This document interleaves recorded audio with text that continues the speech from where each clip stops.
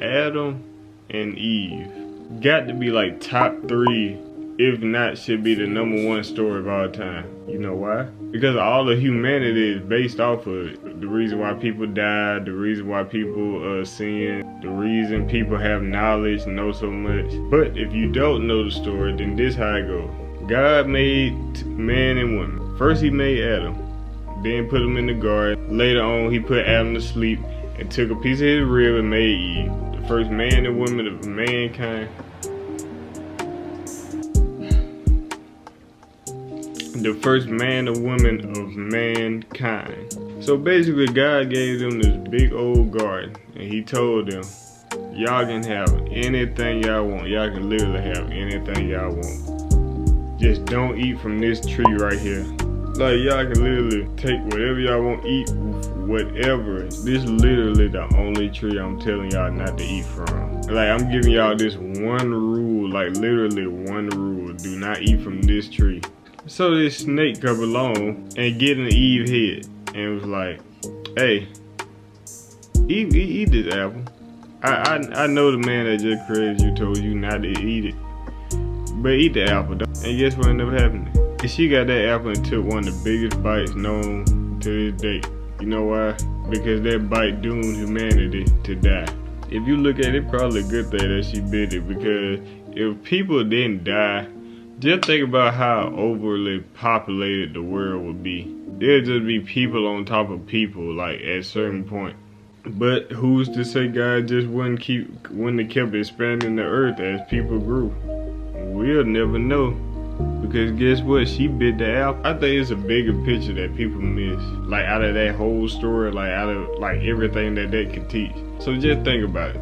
Eve bit the apple and then she gained knowledge. But as she gained that knowledge, she perceived things differently. They noticed they was naked. Oh yeah, and I say they because she got Adam to eat too. Like she convinced Adam to bite the apple also. She didn't want to get in trouble by herself. She brought that Adam with like, hey, do you see how juicy this fruit is? Yeah, both of them got in trouble and got kicked out. But like I was saying, they started seeing the world differently. They noticed that they was naked.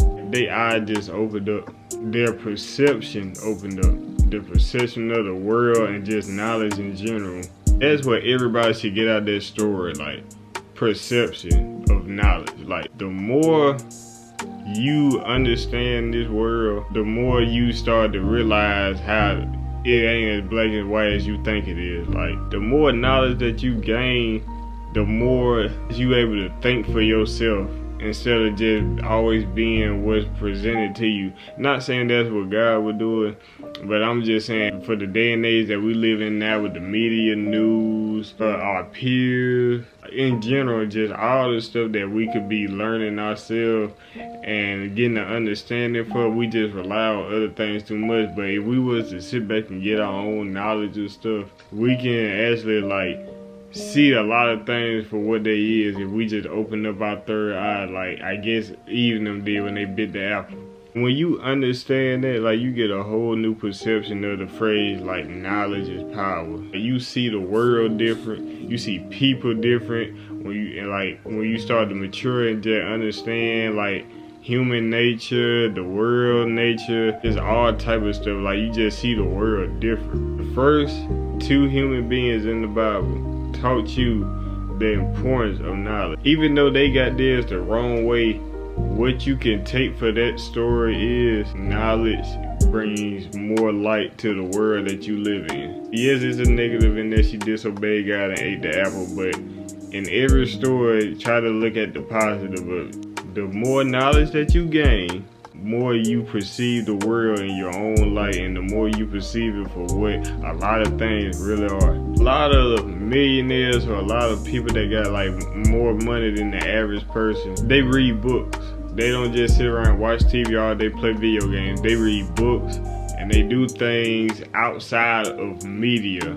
The only time they really own media is they promoting something or making a business transaction or something like that. But for the most part, a lot of people tell you they'll stay off the media because they know the media is just a distraction and they don't believe half of the stuff on the media anyway, like we shouldn't. So again, they read books, to increase their knowledge so they can understand how this world works better, because they know if they just sat around listening to the news all day, they'll be misinformed. Somebody that said, if you don't watch the news, you ain't informed, and if you watch the news, you misinformed.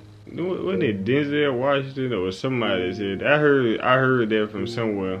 But if it is Denzel Washington, it probably ain't even Denzel Washington. Everything from the world we live in, the politics, to the video games we play, the media that we look at, everything can be perceived different if you just take the time out your day and do your own research and get your own knowledge. One of my #1 things to read, which I've been slacking on lately, I ain't gonna lie, but I read is the Bible, because it gives you so much game on like just life in general. If you want to start being like that, like up here, like maturity wise or just in general, start in Proverbs. So think about it, truly think about it. Do you really know this world that you live in?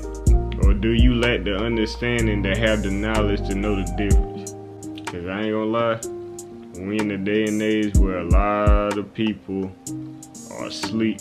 But at the same time, there's a lot of people that are waking up also. It's for a reason. That's all I'm saying.